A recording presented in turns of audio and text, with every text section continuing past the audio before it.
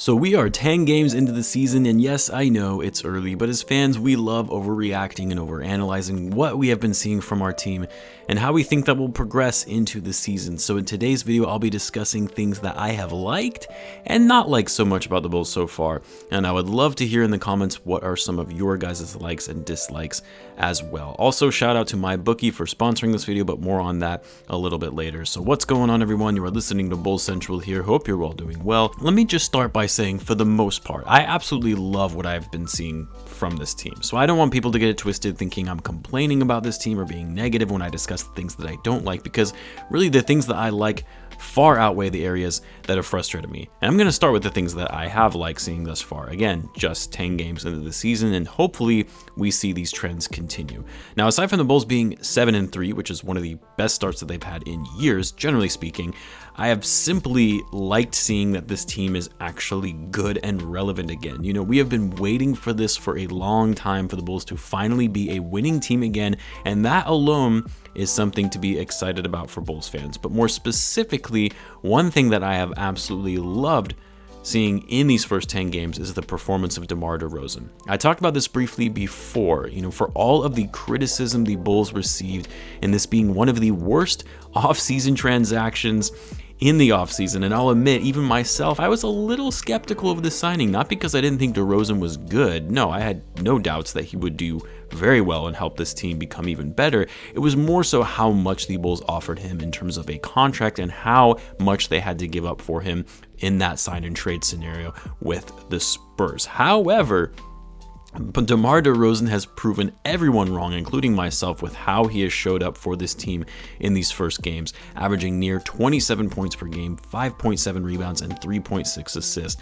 I was kind of hoping, those assist numbers would be a little bit higher, considering he averaged nearly 7 assists per game last year, but we can't have everything.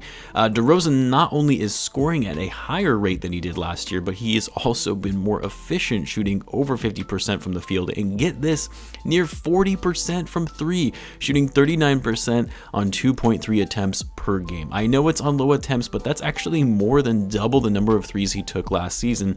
And that leads me into the next thing that I like seeing. That's how well DeRozan has been shooting it from outside. Again, I know it's only 2.3 attempts, but we talked about how even DeRozan could improve his three-point shooting marginally. It would be incredible for the Bulls because he's never been a good three-point shooter. It's not part of his game. We know he's lethal in the mid-range, but even improving his three-point shooting slightly makes the Bulls even more of a threat, because the biggest question mark for the Bulls when they signed DeRozan is, are the Bulls still going to be able to spread the floor as effectively when DeRozan is on the court? And by him improving his three-point shooting, it's enough to where defenders have to respect him from behind the arc and to enable the Bulls to better spread the floor. Now, another thing that I have liked is how the Bulls have been limiting their turnovers, a stark contrast from last season, in which the Bulls remain at the bottom of the pack for most of the season, being one of the worst teams in the league in turning the ball over, to currently standing second in the league in turnovers per game at just 11.9. And something we have talked about for a while, the Bulls have to be better at taking care of the ball, and they certainly have done that so far this season. Another aspect I like, the Bulls defense. The media harped on this, saying that the Bulls were going to be terrible on defense, and I made an entire video on this in the offseason saying this couldn't be further from the truth. And here we are. The Bulls are one of the best defensive teams in the league through 10 games, currently 5th in the league in points allowed to their opponent and 4th in the league in defensive rating. No one in the national media is talking about just how good this team is on defense in terms of their ability to deflect passes, guard the perimeter, and clog the paint for their opponent. It's one of the most underrated aspects of this team, and I'll even admit, so far they have exceeded my own expectations on that end of the floor, because I thought, this team would be good on defense, but not elite, and thus far, they have been elite in the early going of the season.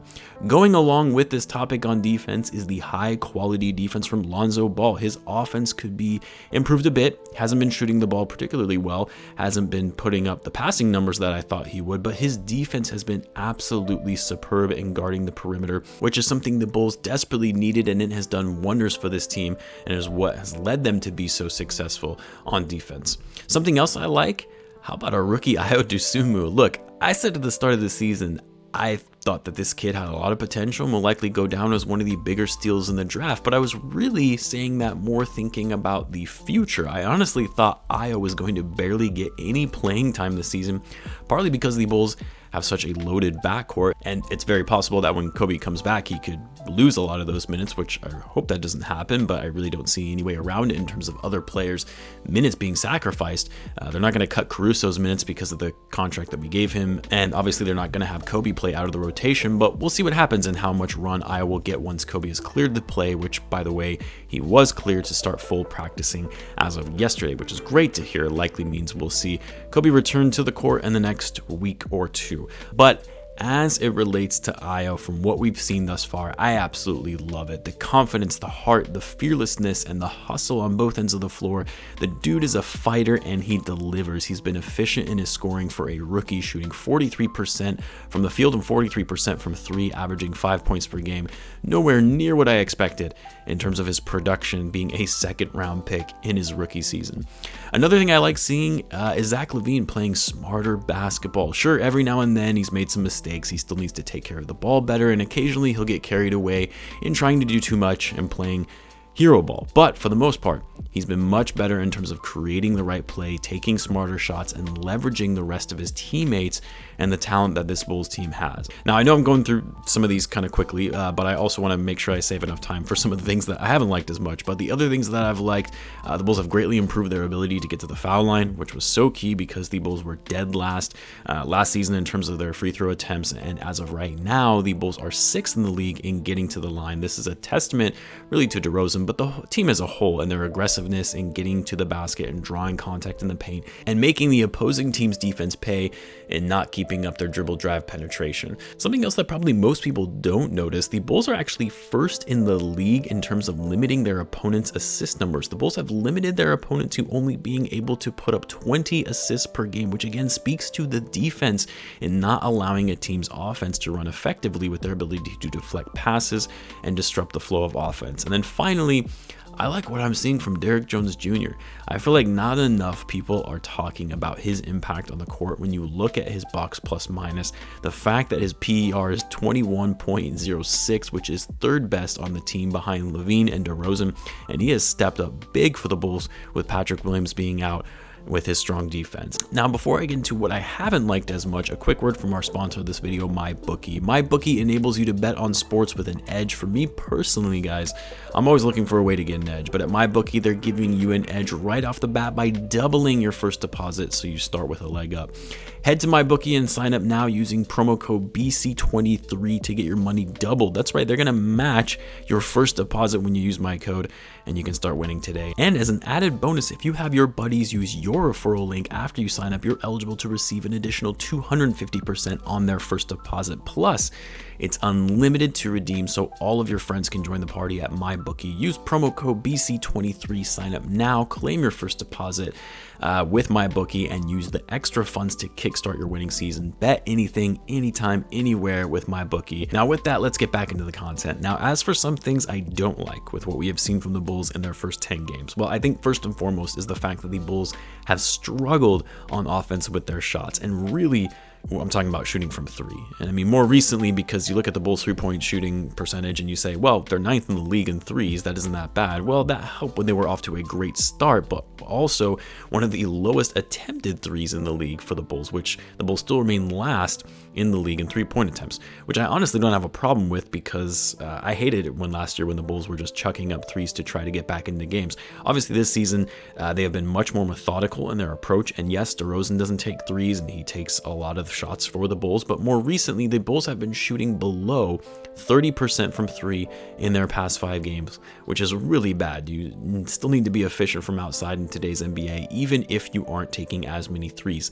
And that leads me into the next thing that I don't like as much, and that's Levine shooting from outside. Don't get me wrong, Levine is one of the more efficient shooters in the league, but from three, he's really struggled, which I'm sure the thumb injury doesn't help. But for a guy who shot 42% from three last season to starting off his first 10 games shooting 31.8% is not something you want to see.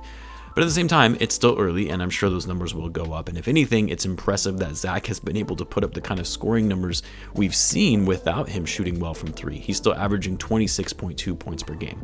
Another thing I haven't liked seeing, which I think we've probably all been feeling this way, is the slow start from Nikola Vucevic. Obviously, the end of last night's game was encouraging to see, but overall, Vuce looks timid. He just hasn't been shooting well, and when he has even size advantage over other guys, he still isn't shooting well. And the team's energy is dipped when he is on the court at times. Now, I have no doubts that Vucevic will ultimately get it together and play at a high level, especially because the Bulls are going to need it, but shooting 37% from the field and 26% from three for a guy that shot 40% from three last season is pretty brutal. Vucevic has made up for it to an extent with his defense, though. Defense for him, I guess I should say. He is averaging career highs in steals and blocks and has one of the best defensive ratings in the league, surprisingly. And then finally, the only other thing that I haven't liked seeing as much, and I've talked about this a little bit before, and that's Billy Donovan's rotations. Look, overall, I think Billy Donovan is a fine coach, but some of his rotations I continue to question, especially when it's clear that a certain group on the court is bringing energy and scoring and leading the Bulls back into a game on a blowout, and then he takes out that unit prematurely. The other thing I can't understand is why Alize Johnson isn't getting any playing time whatsoever, especially now that Patrick Williams is out. Use his size. He is a true power forward to give you some minutes at the four. I like Javonte Green, and he has stepped up nicely in that role, but he's also a little too small on most mismatches at that spot, as we saw last night against Kevin Durant. I do like Derrick Jones Jr. getting run in that role, which has been great to see, but Alize at least should be getting 10 minutes a game for this team.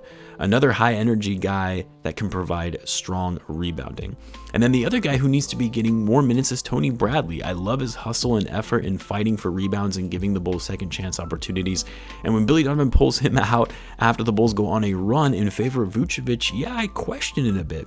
And a lot of this has to do with the fact that the Bulls, haven't been a good rebounding team, which I guess is really the last thing on my list that I don't like. The Bulls being 24th in the league in rebounds and 21st in offensive rebounds. If you play Alize and Tony Bradley more, that number will improve, especially when you're going against bigger lineups. Anyway, guys, those are some of the things that I like and what I haven't liked so far based on what we have seen in these first 10 games. I want to know what your guys' likes and dislikes are. Let me know in the comments below, and as always, be sure to subscribe if you're a Bulls fan, as I do post daily Bulls content. Thanks again for tuning in, guys, and I will catch you in the next one.